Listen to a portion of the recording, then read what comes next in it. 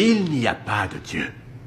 Pour ce, je vous demande maintenant d'écrire sur la feuille de papier que je vous ai distribuée 3 mots. Dieu est mort.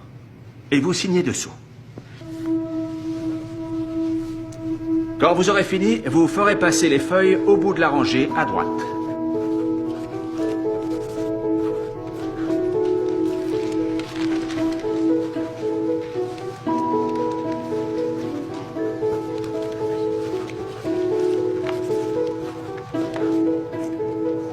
Merci.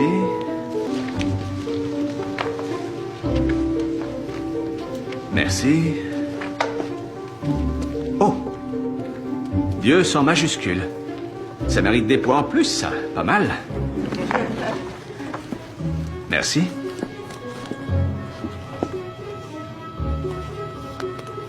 Excusez-moi, monsieur... Wheaton. Josh Wheaton. Monsieur Wheaton, un problème? Oui, je ne peux pas. Je suis chrétien, je ne peux pas écrire ça. Ah, aucun souci. Une fois de retour dans votre chambre, vous pourrez vous agenouiller au chevet de votre lit et prier. Votre vie privée, c'est votre affaire. Mais ce qui se passe dans cette classe, c'est la mienne. Oui, mais je ne peux pas. Très bien, monsieur Wheaton. Laissez-moi vous proposer une autre solution. Si vous ne pouvez pas vous résoudre à admettre que Dieu est mort pour les besoins de secours, il vous faudra alors défendre la thèse inverse, selon laquelle Dieu n'est pas mort. Et vous devrez le faire à ce pupitre, devant vos camarades. Si vous échouez, ce qui sera le cas, vous serez recalé et perdrez un tiers de la note finale, d'entrée de jeu. Vous êtes prêt à relever ce défi? Qui décidera si j'ai ou non réussi l'épreuve? Eh bien, ce sera moi.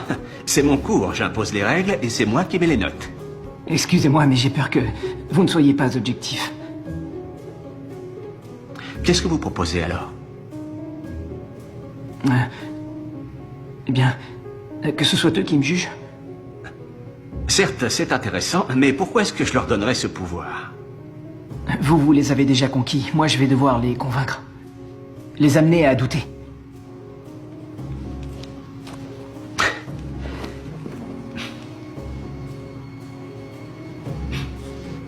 Très bien. Monsieur Wheaton, vous aurez 3 séances. Les 20 dernières minutes des 3 prochains cours seront donc consacrées à la défense de votre point de vue. Je m'engage à vous interrompre le moins possible. Vous pourrez répondre aux questions posées par la classe, mais je n'augmenterai pas pour autant votre temps de parole. Et vous serez évidemment responsable des travaux supplémentaires que cela engendrera. Mais vous pouvez encore changer d'avis et me rapporter ce papier. Avec votre signature, nous tirerons un trait sur cet épisode. On dit que le mal est la plus puissante des armes de l'athée face à la croyance du chrétien. Car l'existence du mal pose en effet la question suivante. Si Dieu est amour, et que Dieu est tout-puissant, pourquoi permet-il que le mal existe? La réponse est au fond d'une grande simplicité. Libre arbitre. Pour les chrétiens, c'est le libre arbitre qui explique la présence du mal. Telle est leur position. Dieu ne tolère l'existence du mal que de manière temporaire, afin qu'un jour ceux qui choisissent de l'aimer puissent le rejoindre en s'étant libérés du mal, du fait de leur seule volonté.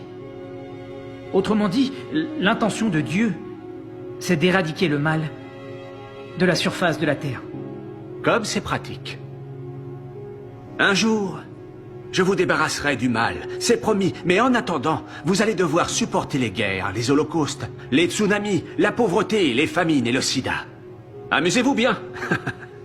Il ne manquerait plus qu'il nous parle de valeurs morales. Et pourquoi pas? Le professeur Radisson, qui est, sans nul doute, un athée, ne semble pas croire aux valeurs morales. Mais il est dit dans le programme que nous serons soumis à un examen à la fin du semestre et je parie que si j'obtiens un 20 à l'examen en trichant, il adoptera soudain un discours chrétien et m'expliquera que c'est mal de tricher et que je devrais le savoir. Mais cette morale, sur quoi est-elle fondée? Si mes actions ont pour but de m'aider à réussir, pourquoi est-ce que je ne tricherai pas? Pour les chrétiens, le fondement de la moralité, la distinction entre bien et mal, c'est la ligne droite qui conduit directement à Dieu. Ah, nous avons donc besoin de Dieu pour avoir des principes moraux? L'idée d'une morale athée est tout à fait impossible? Non, mais sans Dieu, il n'y a pas de raison d'être moral. On ne peut même pas définir ce qu'est un comportement moral. Pour les chrétiens, Tricher, mentir, voler, avoir par exemple un diplôme qu'on ne mérite pas, c'est interdit. C'est une forme de vol. Et je citerai cette phrase célèbre de Dostoïevski, qui a un jour écrit « Si Dieu n'existe pas, alors tout est permis. » Et non seulement permis, mais vain. Si M. Radisson a raison, alors tout cela, cette lutte, ce débat, ce que nous déciderons ici est dénué de sens. Nos existences et nos morts n'ont pas plus d'importance que celle d'un poisson rouge. C'est complètement absurde. Finalement, ce que vous nous dites, c'est que tout cela se résume à un choix. Croire ou ne pas croire. Exact. C'est tout à fait ça. C'est la question. Et la différence entre votre position et ma position, c'est que vous leur retirez le droit de choisir. Vous leur demandez d'affirmer d'entrée de jeu qu'ils ne sont pas croyants. Oui, parce que je veux les libérer. Parce que la religion n'est qu'une sorte de virus mental que les parents transmettent à leurs enfants dès le plus jeune âge. Et le christianisme est le pire de ces virus. Il s'immisce dans nos vies lorsqu'on est malade, faible ou impuissant. La religion est donc une maladie? Oui, c'est une véritable infection. C'est l'ennemi de la raison. La raison? Monsieur, ça fait longtemps que vous y avez renoncé. Vous n'enseignez pas ici la philosophie. Ni même l'athéisme, en vérité. Ce que vous enseignez, c'est l'antithéisme. Vous êtes athée, mais ça ne vous suffit pas. Il faut que chacun de nous vous suive dans cette voie. Pourquoi refuses-tu la vérité? Tu veux les entraîner dans le piège de la superstition? Je veux qu'ils puissent choisir par eux-mêmes, comme Dieu le souhaite. Si tu savais comme j'attends le moment de te voir échouer. Mais qui voulez-vous voir échouer, professeur? Moi? Ou Dieu?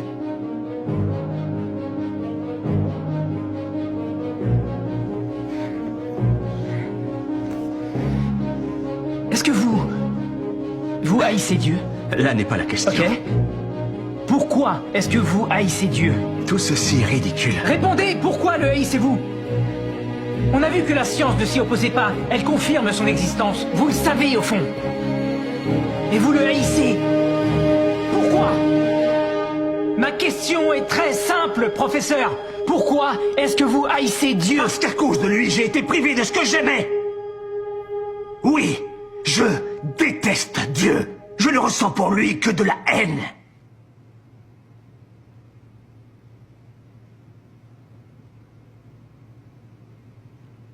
Comment pouvez-vous le haïr s'il n'existe pas?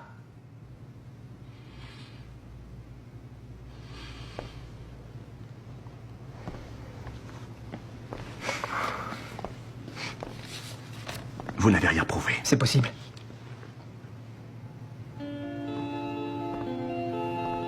C'est à eux de choisir.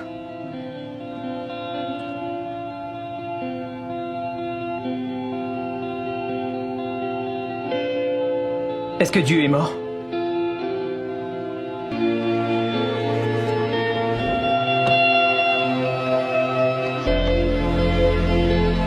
Dieu n'est pas mort. Dieu n'est pas mort. Dieu n'est pas mort. Dieu n'est pas mort. Dieu n'est pas mort. Dieu n'est pas mort. Dieu n'est pas mort. Dieu n'est pas mort. Dieu n'est pas mort. Dieu n'est pas mort. Dieu n'est pas mort. Dieu n'est pas mort. Dieu n'est pas mort.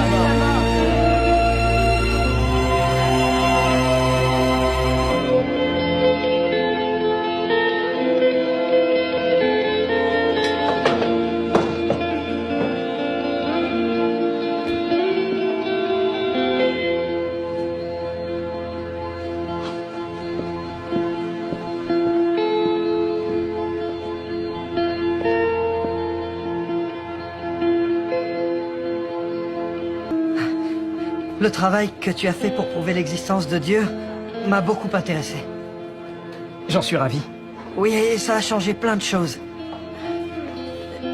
J'ai décidé de suivre Jésus. C'est génial, Martin. Et j'ai une idée. Je t'emmène quelque part, viens. Ok. Viens. Que je considère Jésus comme un ami. Donc, tu penses que Jésus c'est Dieu? Oui, c'est le Fils de Dieu. Et je ne veux pas le décevoir, même si tout le monde m'y invite. Pour moi, il n'est pas mort. Il est vivant. Et je ne veux pas qu'on cesse de croire en lui uniquement parce que un professeur le souhaite. Quiconque se déclarera pour moi devant les hommes, je me déclarerai pour lui devant mon Père qui est aux cieux. Mais celui qui me reniera devant les hommes, je le renierai moi aussi devant mon Père qui est aux cieux.